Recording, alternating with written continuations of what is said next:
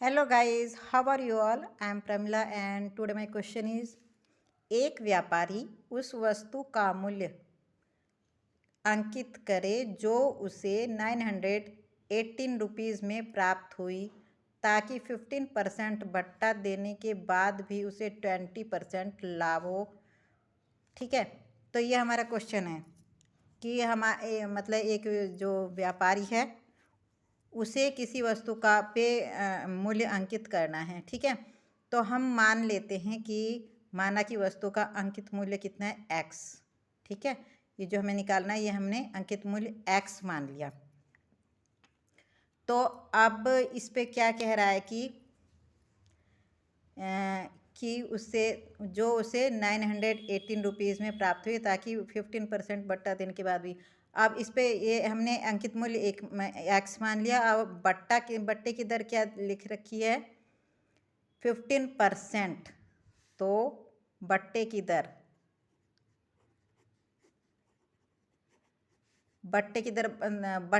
बट्टा फॉर क्या होता है डिस्काउंट। ठीक है, 15%, यानी कि कोई वस्तु उसने 918 रुपीज़ में परचेज करी है और वो उस पे उस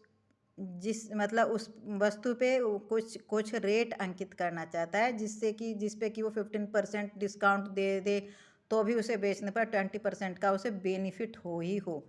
तो हमने मान लिया कि मानव वस्तु का अंकित मूल्य x है, बट्टे की दर कितनी है 15% दी हुई है। तो दिया गया बट्टा कितना हो गया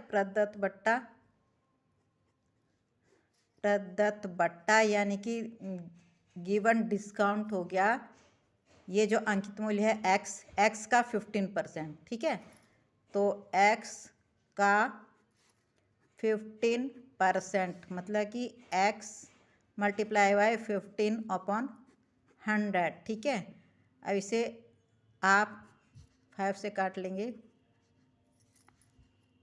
5 3 जा 15। ठीक है, तो ये हो गया 3x/20 रुपीज़। ठीक है, 3x/20 रुपीज़। ये क्या हो गया दिया गया बट्टा। ठीक है, प्रदत्त बट्टा यानी डिस्काउंट जो दिया गया, डिस्काउंट कितना हो गया 3x/20 रुपीज़। अब हमारे को पता चल गया है बट्टा और अंकित मूल्य हमने मान ही लिया है x। तो अब हम निकाल लेते हैं वस्तु का विक्रय मूल्य। ठीक है, इसीलिए वस्तु का विक्रय मूल्य मतलब जिस रेट पर वो उसे बेच रहा है, सेल कर रहा है, तो वस्तु का विक्रय मूल्य इक्वल टू क्या हो जाएगा अंकित मूल्य। ठीक है, अंकित मूल्य माइनस बट्टा यानी कि डिस्काउंट। ठीक है, विक्रय मूल्य इक्वल टू वस्तु का विक्रय मूल्य इक्वल टू अंकित मूल्य माइनस बट्टा। अब अंकित मूल्य क्या है हमने x मान रखा है। ठीक है, और बट्टा हमने बट्टे के ये प्रदत्त बट्टा निकाल लिया है हमने, ये 3x/20 3x/20। तो यानी कि x माइनस 3x/20। तो वस्तु का विक्रय मूल्य इक्वल टू क्या हो जाएगा, ये देखो ये यहाँ पे भी x है यहाँ पे भी x है, दोनों में से x को कॉमन ले लेते हैं तो क्या बचेगा 1 माइनस 3/20। ठीक है, x और यहाँ पे क्या करेंगे इसके 1 के अपॉन में 1 मान करके क्या ले लेंगे एलसीएम ले लेंगे। 1 और 20 का कितना आएगा एलसीएम 20 आएगा। तो ये जो नीचे 1 है इसे डिवाइड करेंगे 20 टाइम्स होगा, 20 का 1 में मल्टीप्लाई कर देंगे तो यहाँ कितना हो जाएगा 20। इस 20 से ऐसे डिवाइड करेंगे 1 टाइम्स होगा, 1 का 3 में मल्टीप्लाई कर देंगे तो कितना आ जाएगा 3। ठीक है, ये आ गया। अब इसे थोड़ा और सोल्व कर देते हैं, x और 20 में से 3 माइनस हो गया तो 17, यहाँ पे 17 बचेगा अपन 20, तो यानी 17x/20। ये क्या हो जाएगा वस्तु का विक्रय मूल्य। इसीलिए वस्तु का विक्रय मूल्य इक्वल टू 17x/20 रुपीज़। ठीक है, इसलिए वस्तु का विक्रय मूल्य हो गया 17x/20 रुपीज़। अब देखो हमें ये क्या बोलते हैं, ये जो वस्तु है इसे कितने में रुपीज़ में प्राप्त हुई थी, 918 में, यानी कि ये हो गया वस्तु का क्रय मूल्य, है ना। उसे परचेज करने का, उसे जितने में उसने खरीदी यानी कि वो उसका क्रय मूल्य हो गया, जितने में उसने परचेज किया कितना हो गया, 918।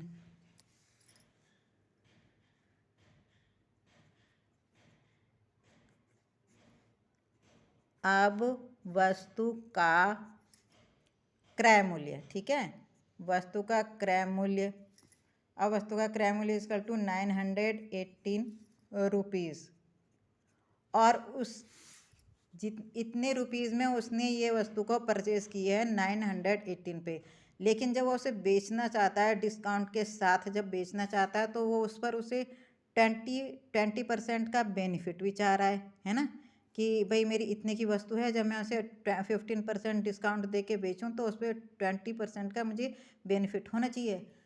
तो लाभ कितना है, लाभ इक्वल टू 20%, ठीक है। तो अब हमारे पास क्रय मूल्य भी है और बेनिफिट भी है और विक्रय मूल्य जो हमने निकाल लिया है ये, तो हम एक फॉर्मूला लगा लेते हैं। इसीलिए वस्तु का विक्रय मूल्य, इसलिए वस्तु का विक्रय मूल्य इक्वल टू क्या हो जाता है, क्रय मूल्य, ठीक है, क्रय मूल्य, और ब्रैकेट में हो जाएगा 100 प्लस लाभ परसेंट, ठीक है, अपॉन 100, ये फॉर्मूला है।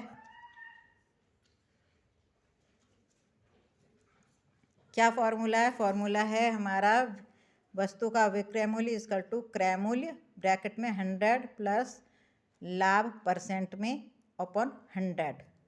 तो वस्तु का विक्रय मूल्य हमने कितना निकाला था, 17x अपॉन 20, ठीक है, 17x अपॉन 20, और क्रय मूल्य इसका है 918,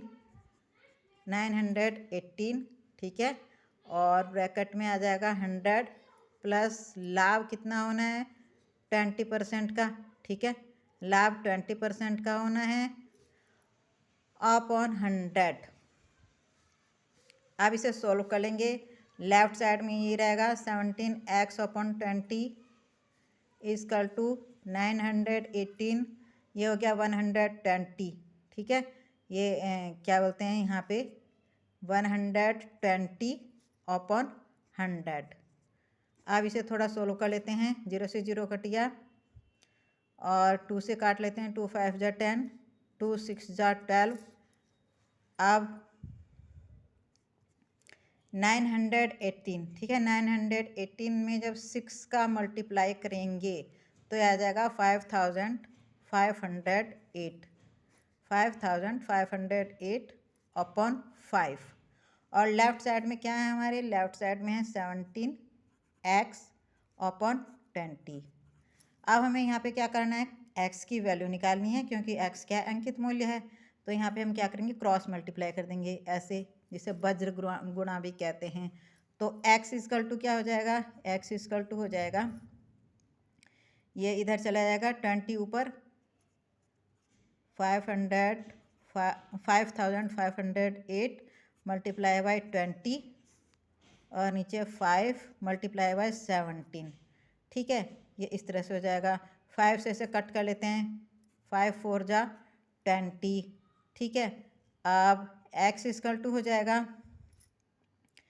5508 में 4 से जब मल्टीप्लाई करेंगे तो ये आ जाएगा हमारा 22,032 अपॉन 17, और जब आप इसे 17 से 22,032 को डिवाइड करेंगे तो ये आ जाएगा x इक्वल टू 1296, ये आ गया x की वैल्यू। x क्या है हमारा, वस्तु का अंकित मूल्य जो हमें निकालना था, ठीक है।